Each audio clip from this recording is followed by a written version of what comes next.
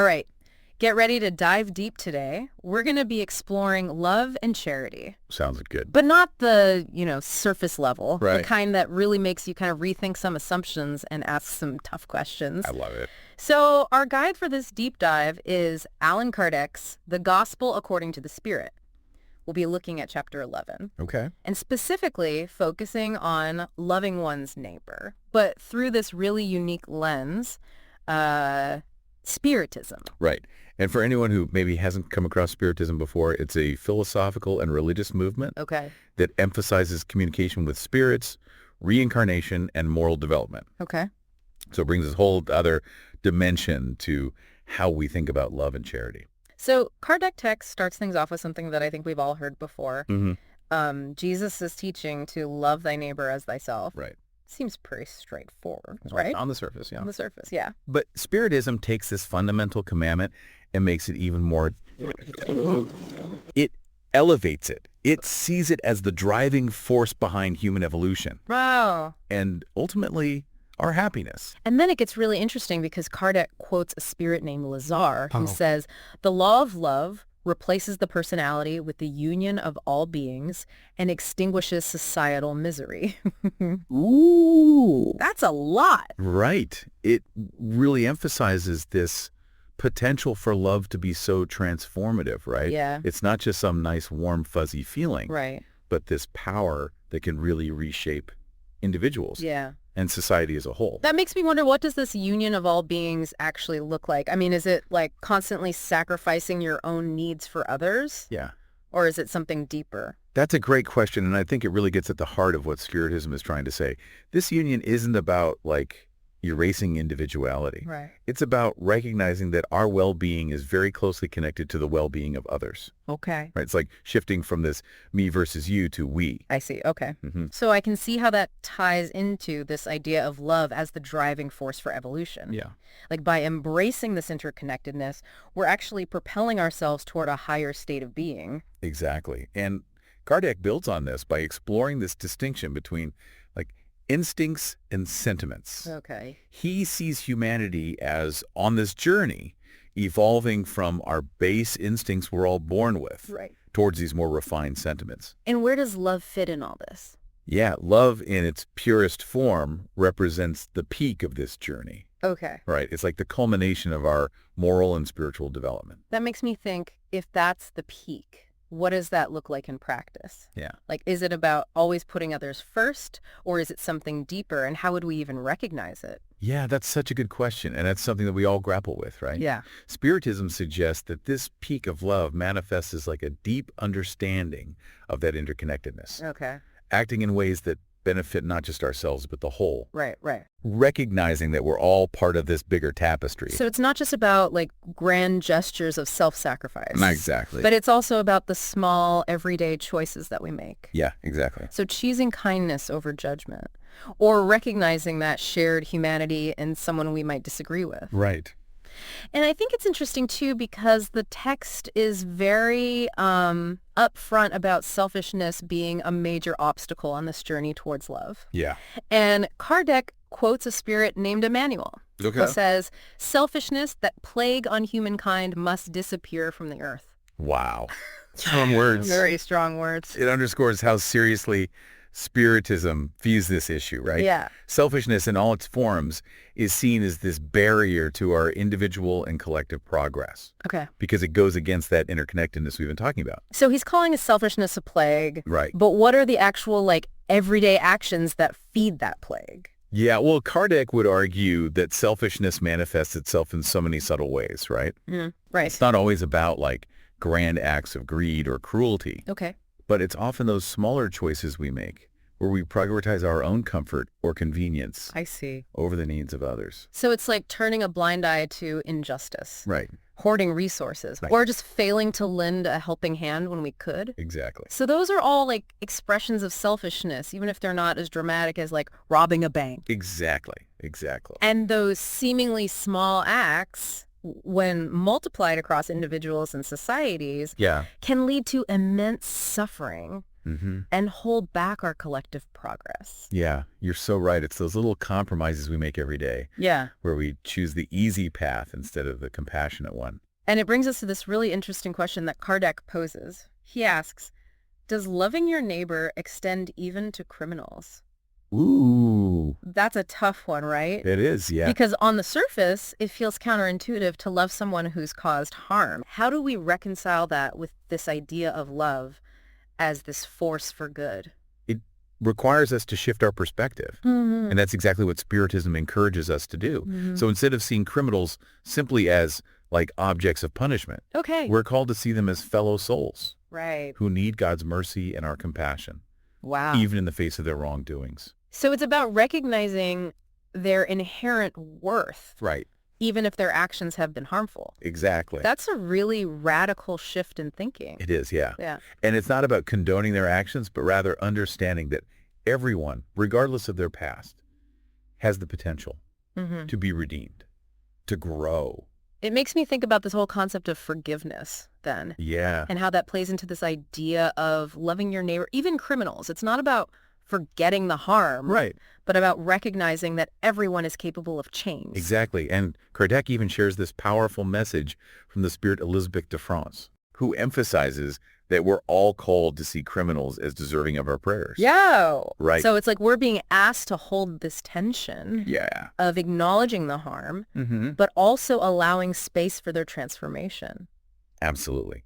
And Kardec takes this even further by sharing a story about the spirit Lemonesse, who argued that one should even risk their life to save a criminal. Whoa, hold on. So like risk your life for someone who may just continue to commit crimes. It's intense. It is intense. But his point wasn't about, like, blind devotion Right. to criminals. It was about recognizing that even in their darkest moments, they possess the potential for change. Okay.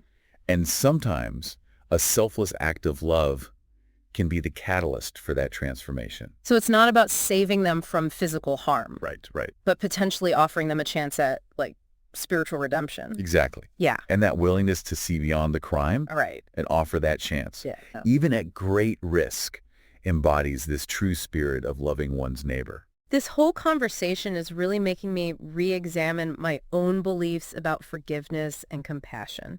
I had no idea these concepts could be so like complex. And we're just getting started. That's the beauty of, looking at these ideas through Spiritism. Yeah. It pushes us to challenge our assumptions Yeah. and consider these new ways of thinking and being. And that is why I love these deep dives.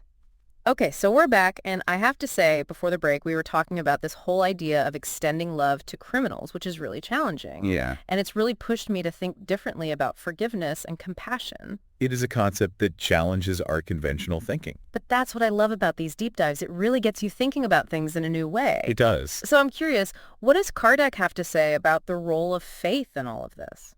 Well, that's a great question, and I think it's something that he addresses directly in the text. Okay. He highlights this interplay between faith and charity. Right. And he argues that faith provides this inner strength, this conviction needed to actually practice true charity.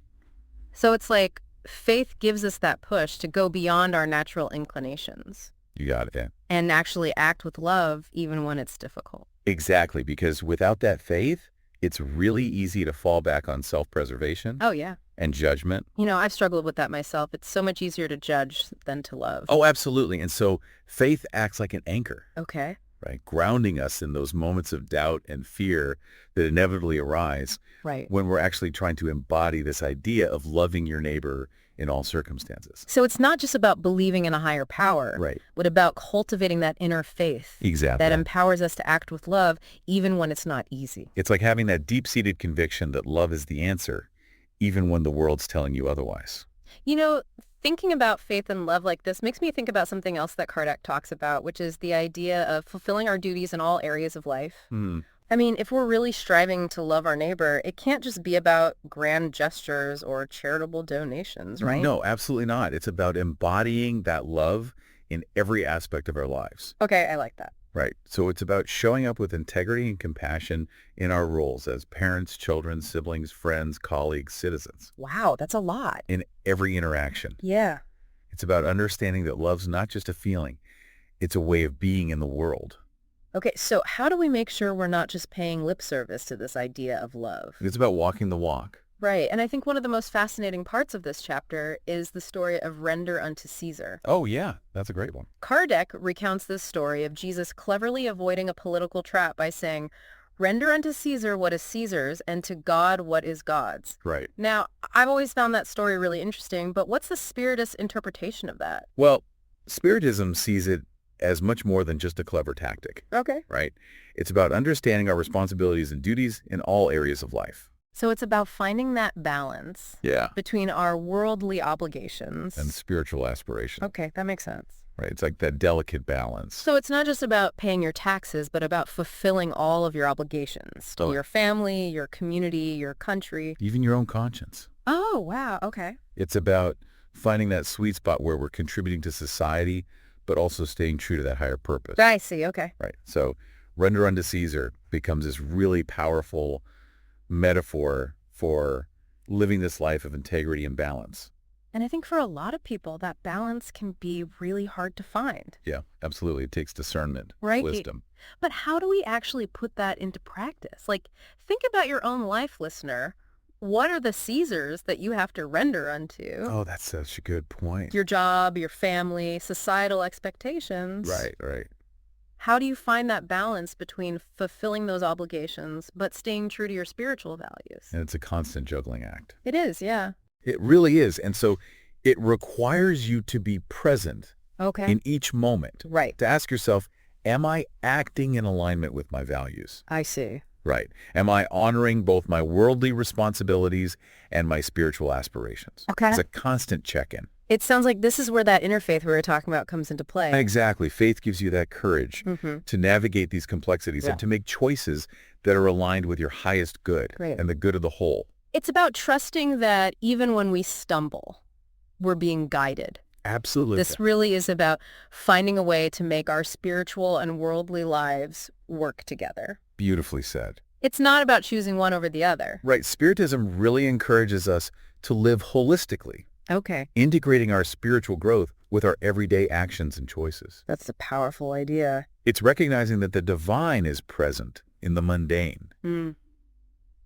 and the mundane in the divine. And I think ultimately that's the essence of loving thy neighbor as thyself. I think you're right. It's not just a commandment. It's a way of life. It permeates everything. Beautifully put. So what are some of the implications of living with love as this guiding principle? Well, I think Kardec really articulates this well. This idea of love as a way of life, it has profound implications, Okay. not just for individuals, Yeah. but for societal transformation as well. That's getting good. It's not just some feel-good notion. Right. It's a blueprint for creating a more just Okay. and passionate Yeah. and harmonious world. And I'm sure we're going to get into some specifics about that later. Oh, yeah, absolutely. But for now, let's take a moment to let all this sink in. Okay. Sounds good. All right. We're back for the final part of our deep dive. And exploring the gospel according to the Spirit, Chapter 11 has been quite a journey. It has been a profound exploration of love and charity, hasn't it? It really has. It's challenged a lot of my assumptions and expanded my understanding of these ideas. Me too. And as we wrap up this deep dive, I'm wondering, what are some key takeaways that our listeners can, hold on to?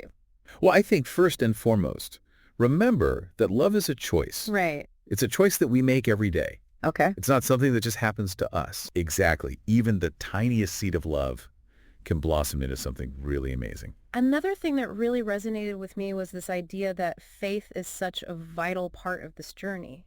Absolutely. It's like when we cultivate that inner faith, it gives us strength and resilience Yeah. to overcome challenges and stick with our commitment to love. It sustains us in those moments of doubt Right. when we wonder if we're doing the right thing. It's about remembering that love is the answer even when things are tough. You got it. And as we've been talking about, this whole idea, living a life guided by love, Yeah. it means finding that balance between our worldly duties and our spiritual aspirations. It really is a balancing act, isn't it? It is. It requires us to be present, Mm-hmm. to really listen to our intuition. And to make choices that reflect our values. And sometimes that means setting boundaries. Right. Sometimes it means making sacrifices. Yeah. And sometimes it just means showing up and doing the best we can. Even when we don't have all the answers. Exactly. There's no one right way to do this, is there? No. Definitely not. It's about trusting ourselves and allowing ourselves to learn as we go. This deep dive has been amazing. It's really pushed me to think about love and charity in new ways. Me too. It's been a really thought-provoking discussion. It has. And as we close, I want to leave our listeners with a question to think about. Okay. If the law of love can really transform the world, what small act of love can you put into practice today? It's a great question. We all have that power to make a difference. So go out there and spread some love. The world needs it. Thanks for joining us on this deep dive. It's been a pleasure. We'll see you next time for another exploration of these big questions.